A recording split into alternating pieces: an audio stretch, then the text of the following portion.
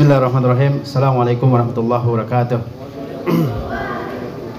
Alhamdulillah rabbil alamin wal aqibatu lil muttaqin wa la udwana illa 'alal zalimin. Asyhadu an la ilaha illallah wahdahu la syarikalah wa asyhadu anna Muhammadan abduhu wa rasuluh sallallahu alaihi wasallam la nabiyya ba'dah. Pada pagi yang berbahagia ini kembali kita berkumpul di madrasah kita untuk melanjutkan perjuangan kita semua dalam thalabul ilm, dalam menuntut ilmu. Mudah-mudahan Allah Subhanahu wa taala senantiasa memberikan kemudahan-kemudahan bagi kita dalam thalabul ilm. Kemudian salat beserta salam senantiasa kita sanjungkan buat Nabi kita tercinta Muhammad sallallahu alaihi wasallam. Sebelum kita masuk kepada acara inti Abdul Tafsiyah, saya ingatkan kembali bahwa ini adalah majelis ilmu, sehingga kita harus beradab dengan adab-adab di saat menuntut ilmu. Tidak ada yang bercanda, ya. Tidak ada yang ngobrol sama temannya, tapi serius mendengarkan. Karena ini adalah arahan-arahan penting, juga pengetahuan-pengetahuan yang penting untuk kita ketahui. Saya harapkan fokus kepada materi yang akan kita sampaikan. Alhamdulillah kita semua sudah melewati semester 1 tahun ajaran 2024-2025. Dan kalian semua sudah mengetahui hasil dari usaha kalian selama 1 semester. Ada yang nilainya bagus, ada yang nilainya yang sedang-sedang, dan ada juga yang nilainya mungkin belum memuaskan. Nah, tapi masih ada waktu bagi kalian untuk memperbaiki nilai-nilai tersebut di semester 2. Baik itu hafalan Al-Quran, hafalan hadis, ilmu-ilmu bahasa Arab, bahasa Inggris, ataupun ilmu-ilmu yang lain. Tetap ada kesempatan. Ya, kalau kita lihat hasilnya memang kurang, maka kita mesti berusaha untuk memperbaikinya di semester kedua. Kita belum terlambat, masih bisa dikejar, masih bisa diusahakan agar nilai kita lebih baik. Ya, jangan puas dengan apa yang telah didapatkan. Kalaupun nilai kita sudah bagus, maka pertahankan, jangan sampai melorot, jangan sampai merosot. Ya, orang yang akan mendapatkan nilai yang bagus adalah yang berusaha semaksimal mungkin dalam menuntut ilmu. Pada pagi yang berbahagia ini, Ustadz akan menyampaikan sedikit tentang adabu talibil ilm, yaitu adab-adab menuntut ilmu yang saya ambil dari kitab Al-Bahrul Ra'iq fi Zuhdi war Raqa'iq karya Syekh Dr. Ahmad Farid hafizahullah taala. Beliau di situ dalam kitab itu menerangkan beberapa poin terkait dengan adabu talabil ilm, yaitu adab-adab menuntut ilmu ya. Ini penting bagi kita semua. Karena banyak orang yang berilmu tapi tidak beradab, atau kurang beradab, sehingga ilmu itu tidak ada bekasnya pada dirinya dan orang tidak suka dengannya. Oleh sebab itu penting sekali bagi kita untuk memperhatikan dan menjalankan adabu talabil ilm, adab-adab menuntut ilmu. Syekh Ahmad Farid beliau mengatakan, di antara adab-adab menuntut ilmu itu yang pertama, bahwa seseorang talibul ilm, bahwa seorang talibul ilm, penuntut ilmu, dia mesti mengetahui bahwa dia hidup di atas dunia ini adalah untuk beribadah kepada Allah Subhanahu wa taala. Seorang penuntut ilmu mesti menyadari, mengetahui bahwa dia hidup di atas muka bumi ini bukan untuk bersenang-senang sebagaimana orang-orang kafir, bukan untuk makan minum sebagaimana hewan, tapi dia hidup adalah untuk beribadah kepada Allah Azza wa Jalla. Dan ibadah itu mesti dibangun di atas ilmu yang sahih, di atas pemahaman yang sahih terhadap agama ini. Kita tidak bisa beribadah kepada Allah Subhanahu wa taala menurut selera kita masing-masing, tapi menurut ilmu yang diajarkan oleh Allah Subhanahu wa taala kepada Nabi kita yang mulia Muhammad sallallahu alaihi wasallam. Mesti beribadah kepada Allah Subhanahu wa taala berdasarkan petunjuk Al-Qur'anul Karim dan sunnah Nabawiyah sallallahu alaihi wasallam. Tidak bisa menurut selera kita masing-masing. Bagaimana kita tahu ibadah kita benar, ibadah kita diterima tanpa ilmu? Oleh sebab itu kita mesti mencari ilmu, memperluas pengetahuan agama. Jangan sampai kita beribadah cuma ngikutin orang banyak, ngikutin ibu bapak kita, ngikutin masyarakat kita, tanpa kita ketahui dasarnya, alasannya dari Al-Quranul Karim dan sunnah Nabi Sallallahu Alaihi Wasallam. Jadi kita mesti tahu bahwa kita ini diciptakan oleh Allah Subhanahu Wa Taala adalah untuk beribadah kepada Allah Subhanahu Wa Taala. Sebagaimana Allah berfirman, "Wa ma khalaqtul jinna wal insa illa liya'budun." Aku tidak ciptakan jin dan manusia melainkan supaya mereka beribadah kepadaku, kepada Allah Subhanahu wa taala semata-mata. Kalau kita sudah menentukan ya tujuan kita dalam talabul ilmi ini adalah untuk beribadah kepada Allah Subhanahu wa taala, maka seseorang akan ikhlas dalam usahanya mencari ilmu. Ilmu tidak akan Allah berikan kecuali dengan keikhlasan. Keikhlasan seseorang dalam talabul ilmu. Jangan menyangka bahwa kita bisa menuntut ilmu adalah karena daya upaya kita, karena usaha kita. Jangan sampai menyangka yang demikian. Seseorang bisa menuntut ilmu adalah karena dimudahkan oleh Allah Subhanahu wa taala menuntut ilmu. Ya, ini yang pertama. Harus kita sadari bahwa kita hidup ada ya di atas dunia ini adalah untuk beribadah kepada Allah Subhanahu wa taala. Dan ibadah itu mesti dengan ilmu yang benar. Bayangkan bagaimana kita bisa sampai ke suatu tujuan tanpa ada peta jalannya, tanpa ada petunjuknya, tanpa ada buku bimbingannya. Bisa nggak kira-kira? Kita akan kesasar. Bayangkan kalian disuruh pergi ke suatu tempat yang kita belum pernah pergi ke sana, ya, terus nggak dikasih apa-apa, pasti kita nyasar, ya, nyasar kemana-mana.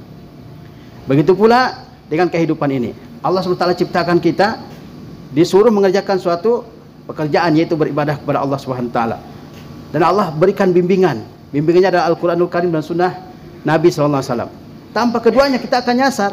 Mungkin beribadah menurut cara agama ini, cara ibadah itu, atau menurut gaya orang ini, gaya orang itu. Nah, tapi kalau sudah ada petunjuk yang jelas dari Allah SWT, kita akan ya sampai kepada tujuan kita. Kemudian adab yang kedua yang terangkan oleh Syekh Ahmad Farid, dalam menuntut ilmu ini orang harus ya menjauhkan hal-hal yang membuat dia sibuk dari ilmu. Dia harus fokus kepada ilmu dan menghindari hal-hal yang membuat dia tidak fokus kepada ilmu. Ya, menghindari hal-hal yang membuat dia tidak fokus kepada ilmu tersebut. Ya, karena kalau pikiran sudah bercabang-cabang, maka dia tidak akan sampai kepada tujuannya. Oleh sebab itu seseorang harus fokus kepada ilmu. Fokus saja kepada ilmu. Ya. Misalnya kalian di sini 3 tahun, ya fokus selama 3 tahun. Jangan buat pikiran kita bercabang-cabang. Ada yang sibuk dengan game, sibuk dengan motor, sibuk dengan tongkrongan, sibuk dengan ya hal-hal yang lain. Ini akan membuat pikiran seseorang, namanya dalam bahasa tasyattut, yaitu bercabang-cabang, pecah pikirannya. Apa akibatnya? Akibatnya seseorang tidak mendapatkan tujuannya, tidak sampai kepada tujuannya. Sehingga banyak yang tamat pondok tidak dapat apa-apa, karena selama belajar dia nggak fokus, ya, tidak fokus, lebih banyak mainnya, lebih banyak di tempat tongkrongan daripada belajar di rumah, sehingga dia tidak berhasil. Banyak sekali anak pondok yang tidak berhasil, banyak, karena tidak fokus kepada tujuan awalnya. Tapi kalau fokus, waktu yang cukup lama itu akan menghasilkan ilmu yang begitu banyak. Ya, 3 tahun atau lebih di sini. Kalau benar-benar serius dipergunakan untuk talabul ilm, maka banyak sekali ilmu yang akan didapatkan. Tapi kalau main-main, banyak mainnya, banyak tidurnya, banyak ya hal-hal yang di luar ilmu, maka seseorang ya tidak akan mendapatkan ilmu. Karena pikiran itu kalau sudah bercabang-cabang, maka dia akan buyar dari tujuan utamanya. Nah, itu yang kedua. Jadi seseorang harus fokus dalam talabul ilm. Dan jangan ditumpuk-tumpuk tugas-tugas kalian. Setiap hari ada ya jam pelajaran menghafal Al-Quran. Usahakan saat itu ada yang dihafal. Jangan dihafal di akhir semester. Kalau di akhir semester menghafal sekian surah, tidak akan hafal. Bagaimana caranya? Tapi kalau diangsur pekerjaan itu setiap hari di akhir semester, atau di penilaian akhir semester, ataupun penilaian tengah semester, ya hafalan itu ya tinggal dimurajaah aja. Tapi kalau ditumpuk di akhir semester, dikejar hafalannya, nggak akan bisa. Ya. Kemudian juga Syekh menjelaskan bahwa di antara adab thalabil ilm, adab-adab menuntut ilmu adalah seseorang penuntut ilmu mesti memperhatikan taharatul qalbi, yaitu kesucian hati. Ya.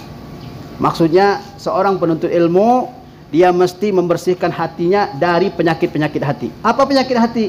Di antaranya takabbur, merasa hebat dari orang lain.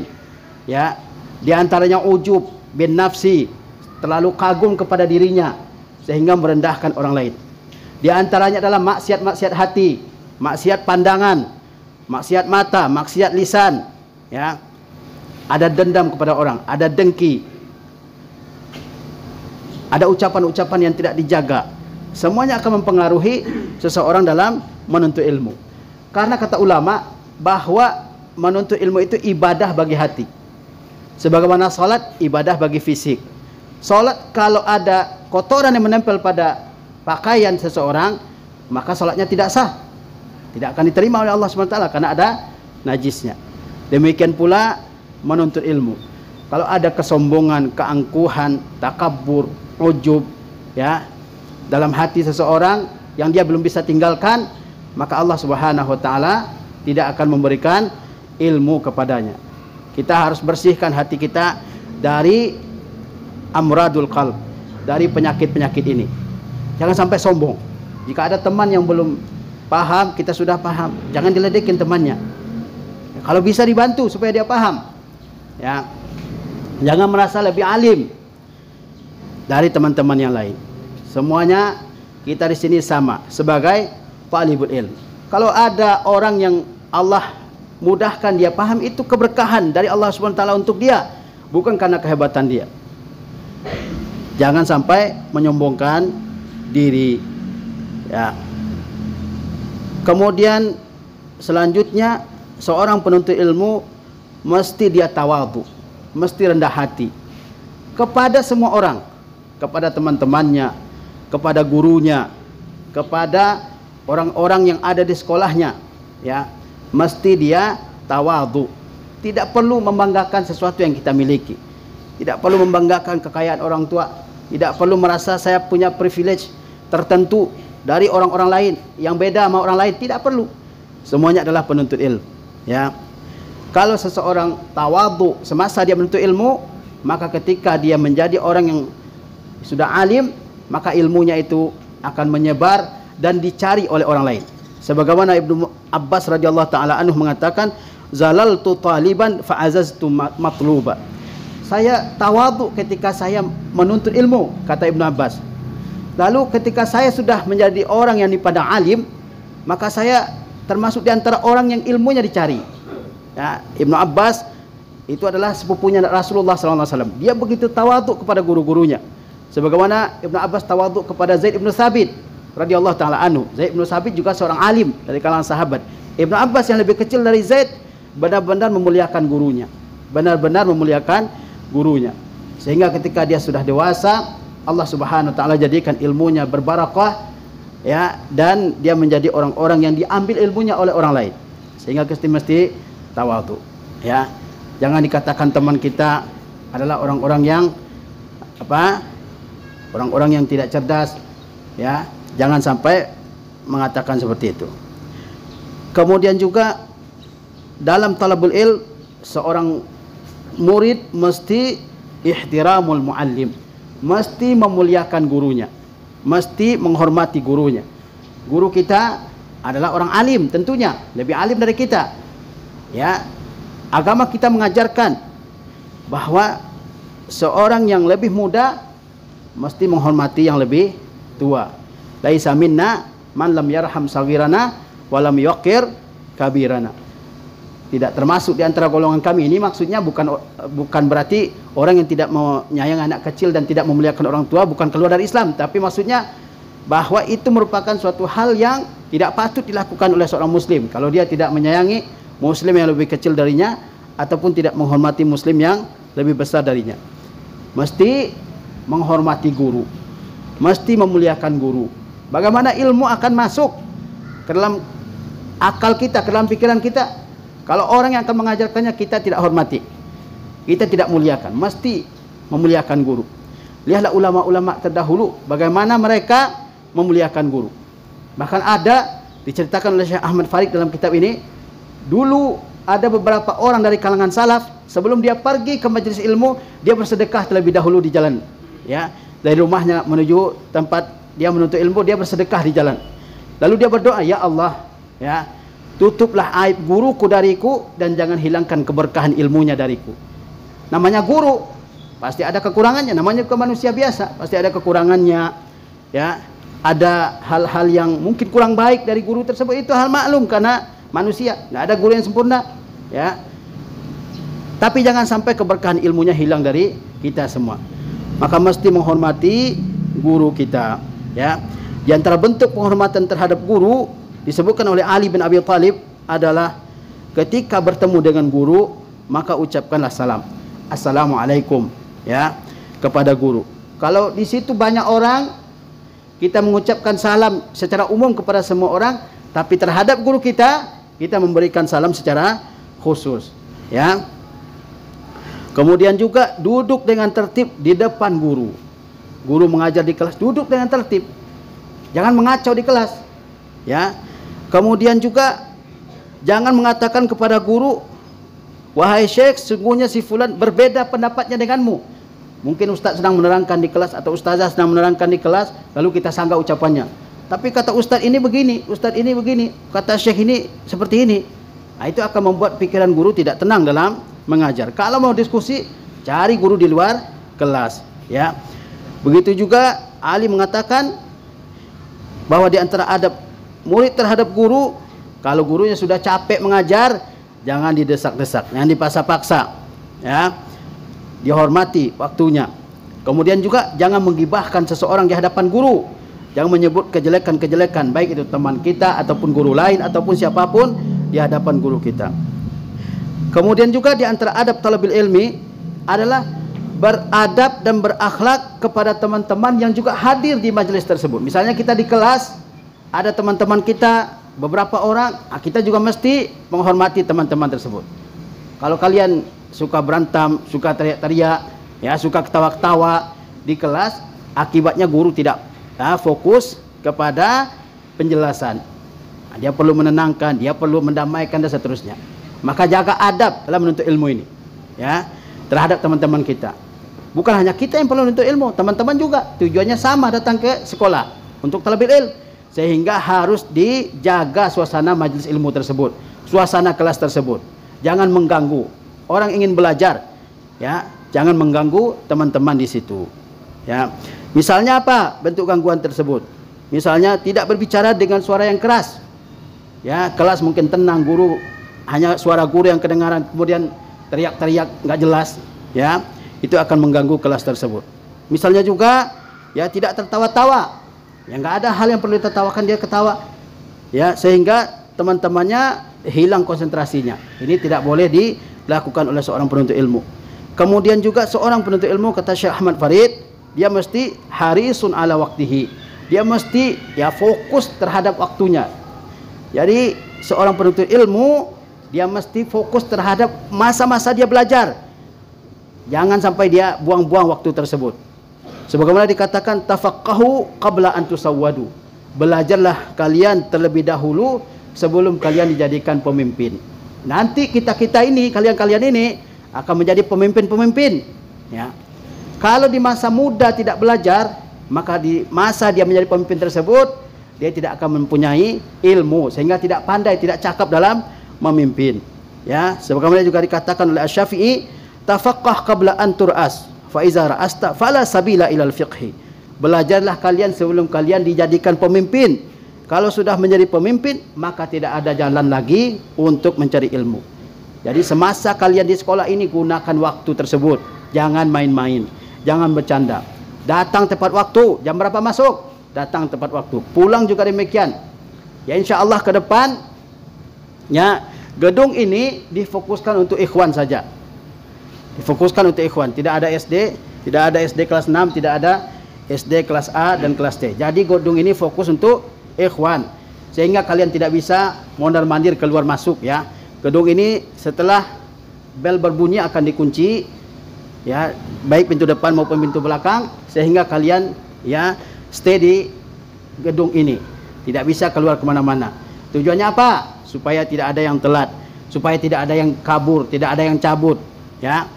Sehingga untuk itu sekolah, ya, melakukan tindakan untuk mengunci gedung, pintu yang depan dan belakang itu, sehingga kalian fokus belajar di sini, ya. Sehingga kalian benar-benar berusaha ya menuntut ilmu di sini. Tidak ada lagi. Asrama akan dikunci, ya, pintu depan dan belakang juga akan dikunci, sehingga kalian ya stay di sini. Barangkali itu yang bisa Ustaz sampaikan dalam kesempatan kali ini. Mudah-mudahan semangat kita ya di semester baru ini juga baru semangatnya. Jangan kendor, jangan kasih kendor, tapi harus dengan semangat yang lebih. Ingat bahwa kita semua punya potensi, punya kemampuan untuk mendapatkan yang lebih bagus dari apa yang sudah kita peroleh. Tergantung usaha kita. Tergantung usaha kita. Kita adalah orang-orang yang Allah berikan kecerdasan, yang Allah berikan kejeniusan. Tapi kenapa ya di antara kita ada yang hasil usahanya biasa-biasa saja? Ya karena usahanya biasa. Coba kita tingkatkan kemampuan kita. Banyak orang-orang yang dulunya biasa-biasa saja, tapi setelah dia melipat gandakan usahanya mencari ilmu, dia menjadi orang-orang yang pintar, yang cerdas, yang berpengetahuan luas. Wassalamualaikum warahmatullahi wabarakatuh. Assalamualaikum warahmatullahi wabarakatuh.